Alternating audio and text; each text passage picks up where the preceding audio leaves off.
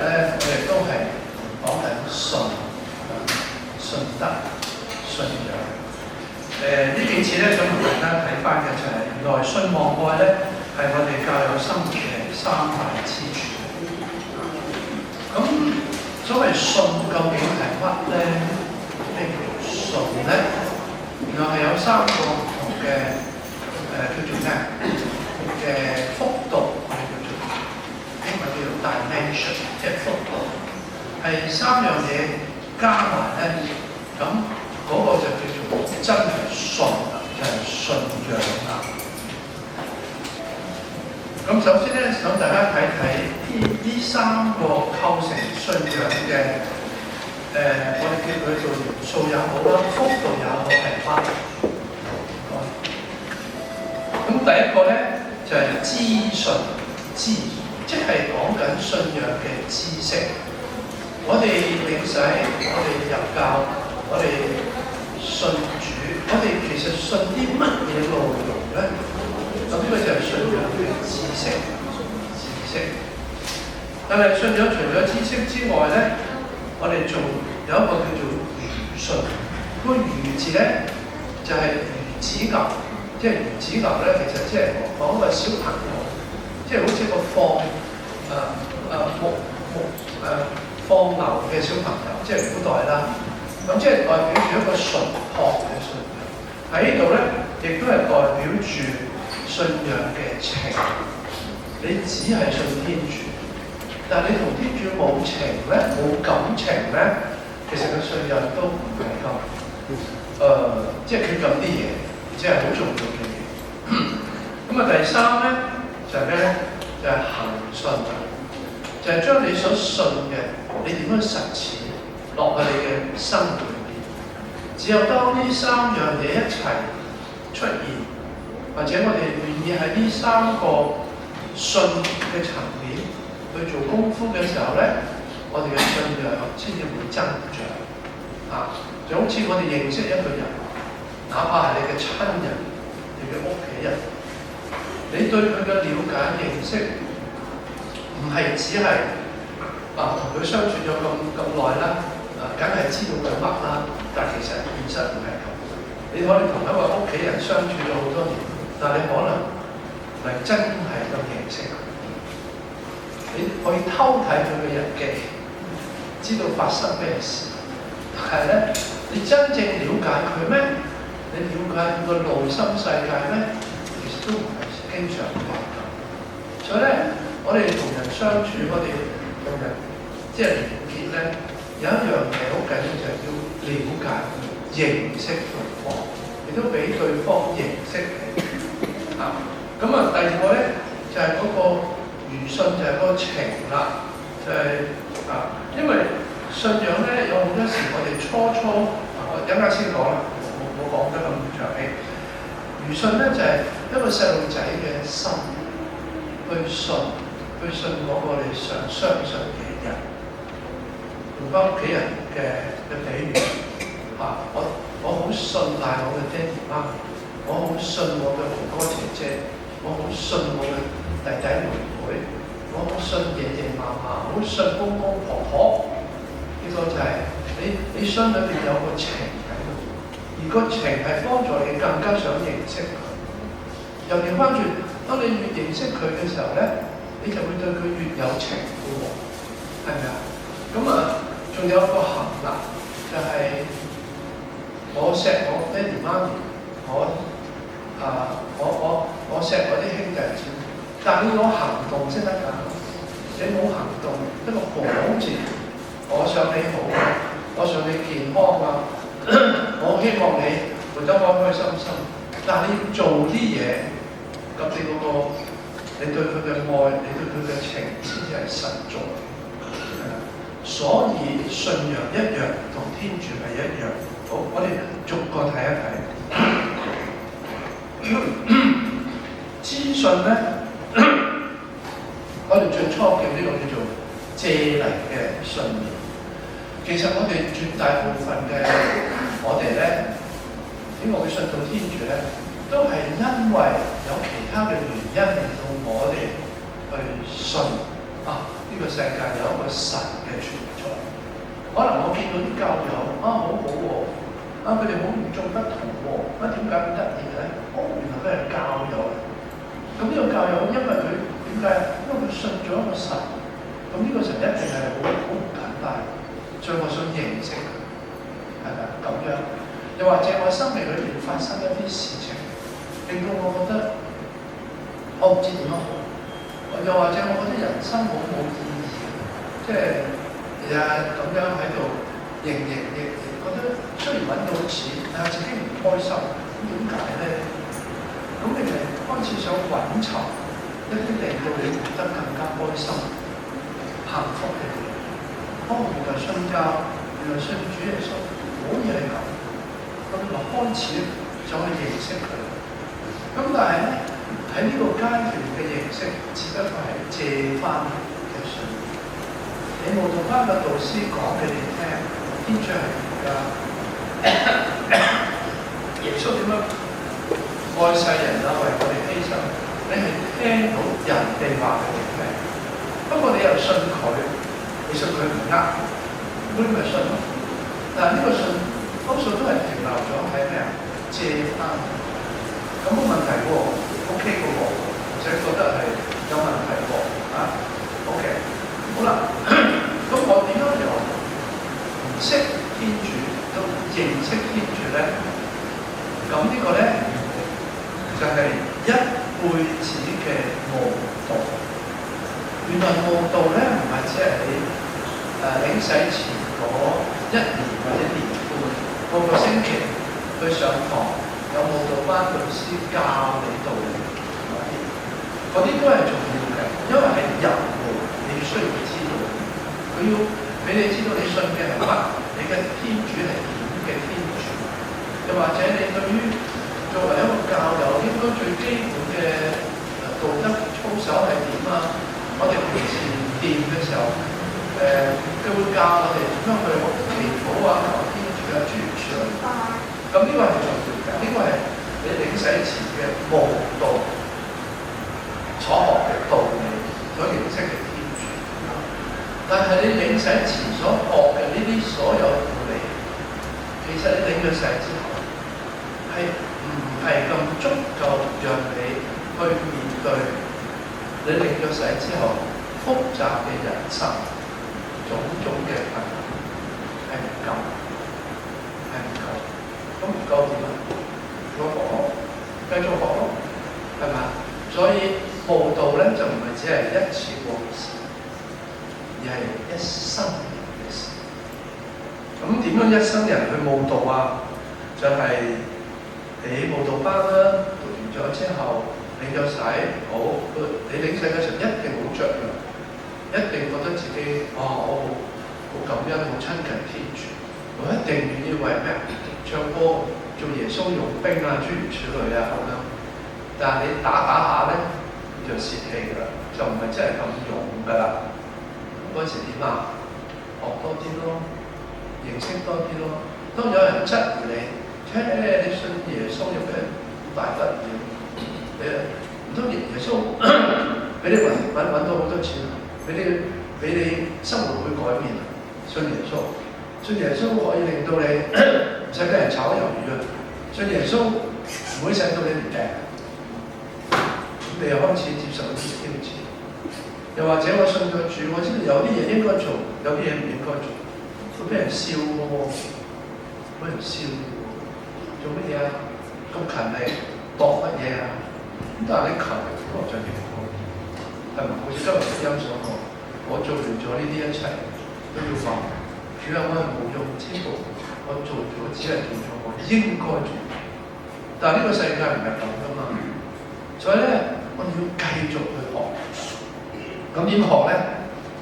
有所謂係咪有再慕道班㗎？堂區有冇？暫時都有學，即係為領咗洗嘅教友，仲有慕道班。又或者大家都聽到剛才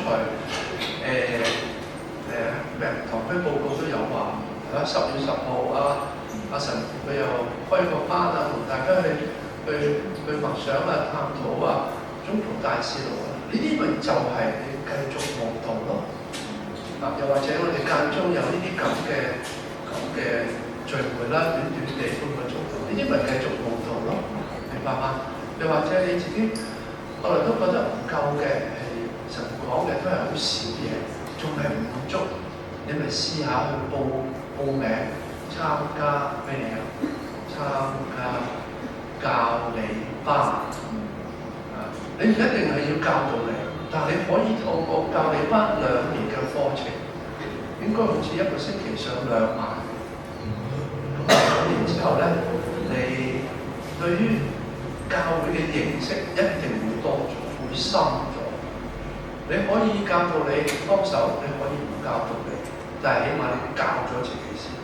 咁呢個舞蹈班，或者我教區都好好嘅，好唔錯。又有聖經學院所提供嘅咩聖經班，有啲係深入嘅，但係有啲係比較叫做咩啊？比較淺易嘅，有啲甚至喺網上面都得嘅。咁你咪參加嗰啲咯，係咪啊？仲有如果再想深入啲嘅，學下人哋讀神學，咁啊神學咧就都艱難少少啦，亦都冇咁多時間讀。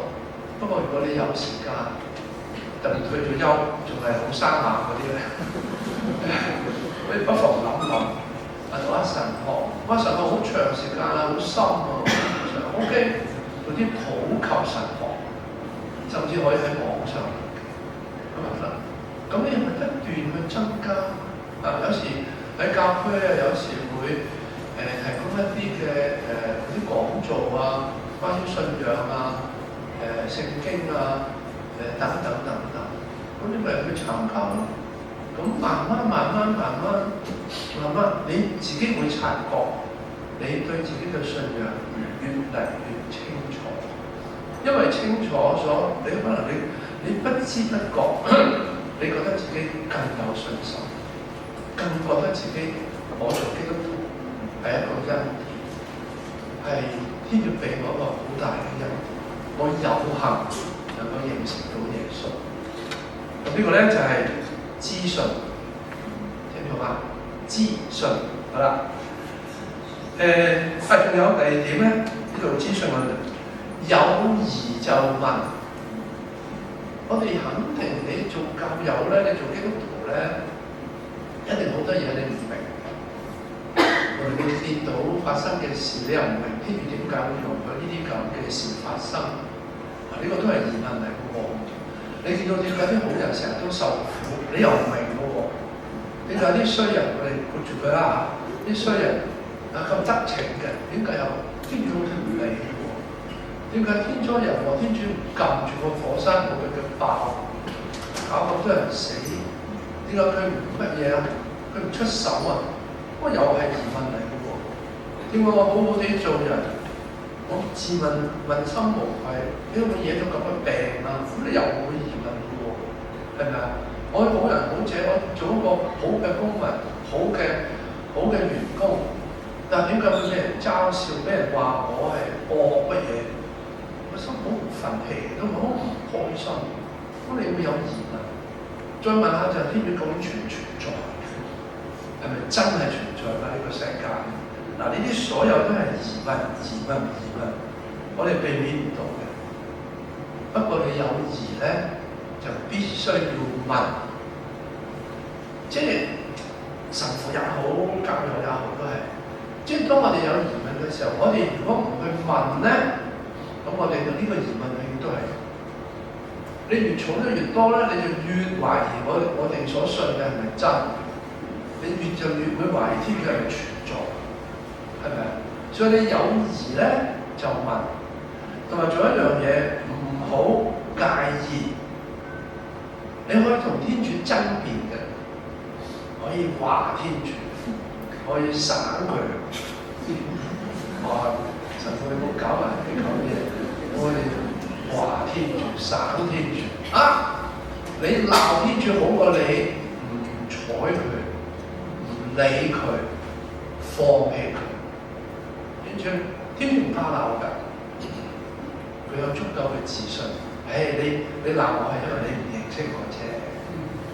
OK 啦，咪俾你認識多啲咯。係咪啊？但係你要鬧先得㗎，你要話先得㗎，係咪啊？你都係咁得啦，係咁得啦，算啦，咁你算啦，算下你就連最基本嗰個對天主嘅知識都冇埋，所以唔驚同天主爭辯，唔怕嘅，唔使驚嘅。天主個胸襟好大嘅，得唔得啊？記唔記得呢樣嘢啊？天主個胸襟好大嘅，你唔怕同佢辯論。如果你想知道一個最典型嘅、最叻嘅人，佢同天主辯論都好緊要，就係約伯，舊約嘅約伯。有機會嚟睇下約伯傳啦，好嘛？或者第時睇下邊個神父開啦，或者邊個修女或者邊個教友開讀約伯傳，咁你就覺得好有趣。嗱，呢個好後話。好，第二就係餘信。餘信咧就係同天主建立一份個人嘅深度嘅同埋親密嘅感情，一如赤子。即係如果你嘅信仰只係停留咗喺知識嗰度咧，其實好難去明，係咪啊？我知道天主係咩？你知唔知道以前咧喺蘇聯，喺蘇聯同埋喺中國大陸，即係49年之後咧，裏邊有啲人專門研究我哋天主教嘅道理，佢哋研究得嘅深度比我哋好多教友神父修女都深。點解？因為佢想咩啊？打擊話俾我哋聽，你所信嘅唔係真，所以佢哋好熟㗎，甚至佢哋好熟讀聖經，然後抽咗聖經裏面啲嘢，然後話翻俾你聽，聖經唔可靠。所以咧，你淨係有知識咧，冇情咧，呢個信仰係浪費嘅。個情係點啊？同天主建立關係。你點樣同你屋企人建立關係？你點樣同好朋友建立關係？你點樣同你嘅同事、你嘅好朋友建立關係？有溝通，有聯絡咯。好日都唔打個電話，咁你點樣認識嘅？點樣話佢係好朋友？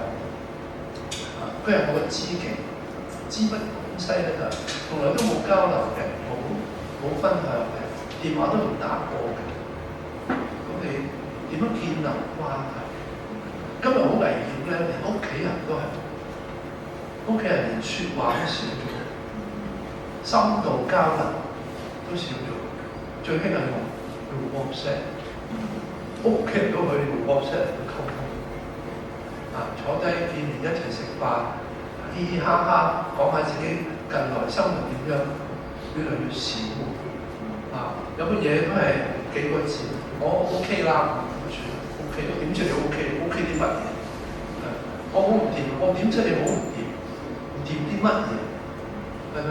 所以你同天主都一樣係，所以咧喺同天主嘅關係上邊咧，要建立呢個友情咧，係需要咩？祈禱啦，呢個最基本。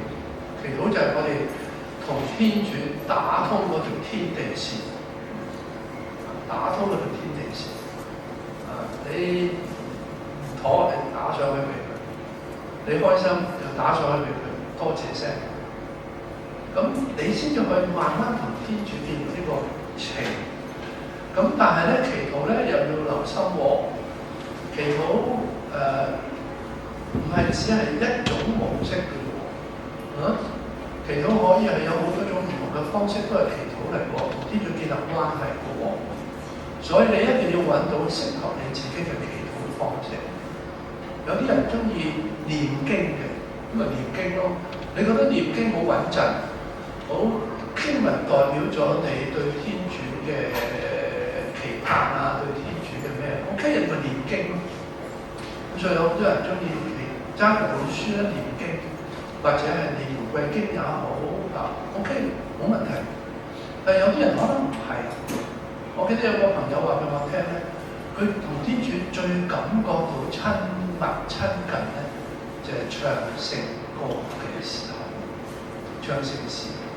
即係你叫佢念經，佢又唔係好投入。叫佢冥想咧，即係叫做咩默想，佢又入唔到去，但係佢唱歌咧，就覺得同天主好親近，咁咪唱歌係嘛？但係有啲人咧中意靜靜地安靜喺天主嘅面前，喺靜裏邊感動感受天主嘅臨在，咁又啱你咪繼續做咯，明唔明白？所以你一定要揾到啱自己嘅祈禱方式啊，咁就得㗎。咁但係要持之以恆喎，唔好間中做下，間中又唔做啊。我其實自己都做得唔係幾好嘅，好多時媽媽在生嘅時候咧，都唔係日日打電話俾佢啊。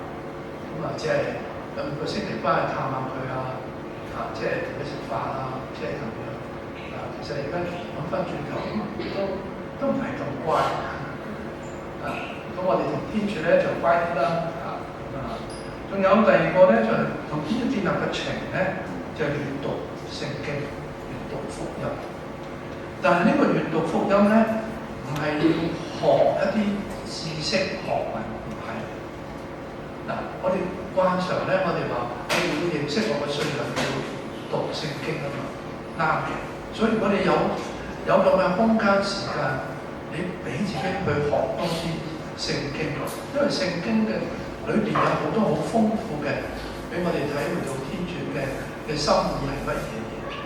要嘅，但係如果你話我又冇咁多時間抽唔到出嚟 ，OK， 你都要學每一日花少少時間，由福音開始，每一日讀少少福音。我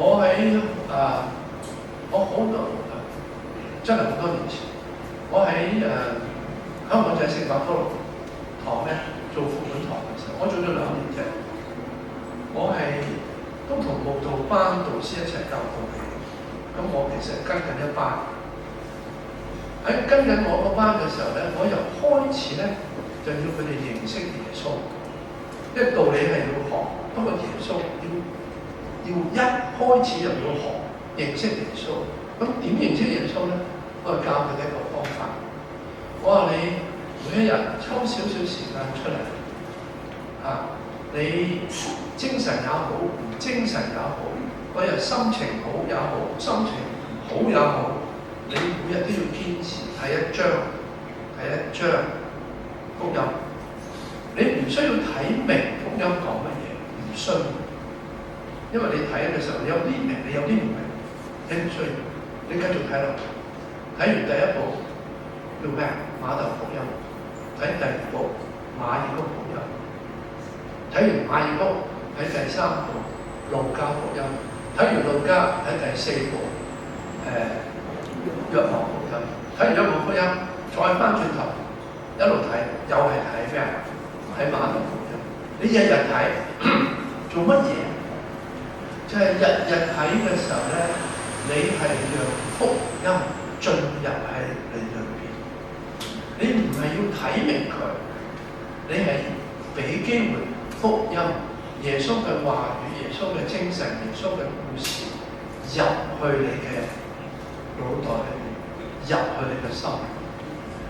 我話俾大家聽，你如果肯咁做咧，你睇第一輪嘅時候，你有好多嘢都唔明，但係你睇第2輪咧，你開始自己明多少少。當你睇第3輪咧，你會明多咗好多。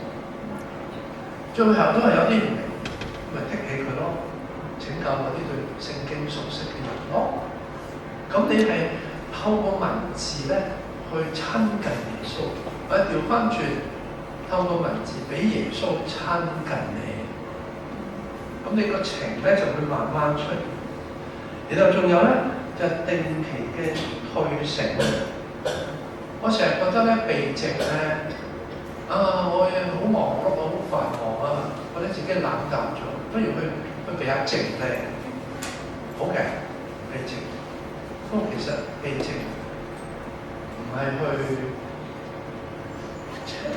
去你去親近天主，避靜其實係俾天主親近你。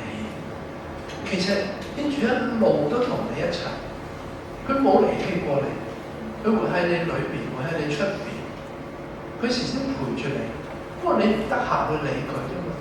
你裏邊嘅聲音咁重，成日都聽唔到天主喺你耳仔喺你個良心講啲嘢俾你聽，因為你太多記掛，你太多雜音，所以你聽唔到天主嘅聲音。避靜就係安安靜靜，讓天主容易啲親近你，明唔明白？所以咧，我好多時我唔中意嗰啲避靜咧，就係哇由頭到尾編到好密，一又講道理啦，一又傳拜聖體啦，一又聖體降福啦，一又拜埋苦路啦，咁多嘢。避靜係俾天主有機會親近你，所以跟我避靜嗰啲咧，我多數有時都好嚴格咯。有即係一兩日嗰啲咧，我要個手機都收埋，冇手機你先至可以更加容易俾天主親近。唔係啊，神父，我聖經我手機裏面有聖經喺度㗎，好寶貴。放低埋先，咩都冇，咁天主就冇阻礙去親近。OK， 好。仲有咧就朝聖都係嘅，朝聖。不過朝聖咧，而家嘅朝聖咧同以前嘅朝聖就唔一樣。所以而家嘅朝聖有時都辛苦嘅，有時都辛苦嘅，趕來趕去。但係嗰種嘅朝聖係趕來趕去嘅朝聖，其實係可以考慮，即係未必一定係呢種嘅朝聖，同埋朝聖仲係好貴嘅，好貴，唔係個個都 afford 得起，所以嗰個唔算係親近天主一個好。不過你如果經濟能力 OK 咧，咁呢個都係一個可以係一個好嘅方法。不過朝聖就真係朝聖，唔係朝聖加咩啊？加去旅遊，再加埋 shopping。OK 好。咁第二咧就係每日同天主有約，哪怕你係每日俾10分鐘天主，你唔好放棄。10分鐘點解唔得24小時？你騰10分鐘出嚟係冇乜理由你俾唔到，我係唔相信。咁你10分鐘你嗰10分鐘你係淨係同天主有約，係俾天主，咁咪得咯。夠㗎啦！你慢慢，當你慢慢習慣到，你又覺得好好，我同天主咁嘅情咧係催谷你，慢慢咧，你會多啲，又再俾多啲，俾多10分鐘俾天主，早晚10分鐘，咁慢慢咧，你就會開始有呢個習慣。冇天主嗰人，冇俾天主同佢有約嘅人，周身唔舒服嘅，咁就得啦。周身唔舒服，你嘅情就真係喺度。好，我講長咗，好，第日跟住最後行信，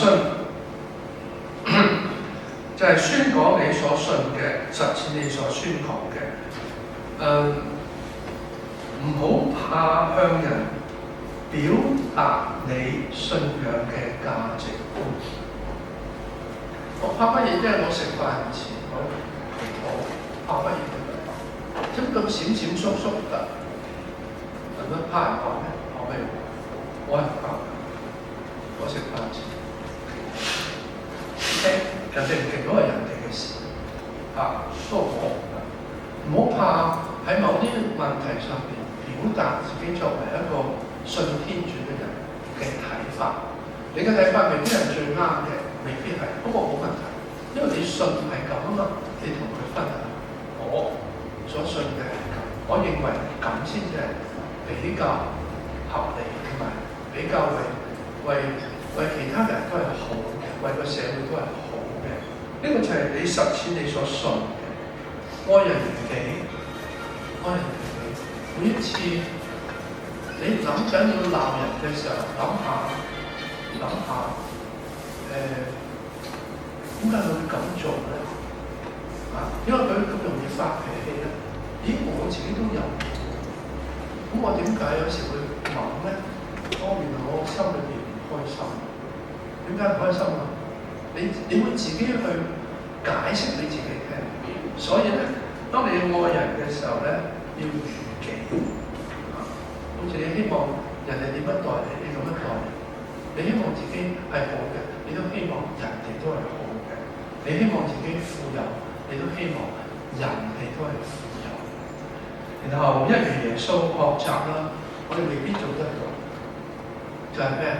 嗰種寬恕嘅我，即係嗰種放下得寬恕嘅我。我呢一刻我做唔到，應該咁話俾耶穌聽：主啊，我想寬恕，但係寬恕唔到，求你賜俾力量我，能夠終有一日我可以放低嗰份不寬恕。就好似今日門徒話：主啊，求你增加我嘅信德。嗰種學耶穌嗰種願意犧牲嘅我，犧牲係痛㗎，係苦㗎。有時我哋唔甘心，話俾耶穌聽，請你俾力量啊！然後同喜樂嘅人一齊喜樂，同哀傷嘅人一齊哀傷。呢個就係將你喺信仰上面所學嘅嘢，同耶穌同天主建立嘅感情融合咗喺你嘅現實生活。咁當三樣加埋一齊嘅時候咧，咁呢個就係你嘅信仰。喺呢個時候咧，已經唔再係借翻嚟嘅信念 （follow belief），而係 faith。嗰個就係真嘅信仰，亦都係信德。OK，你明白？好。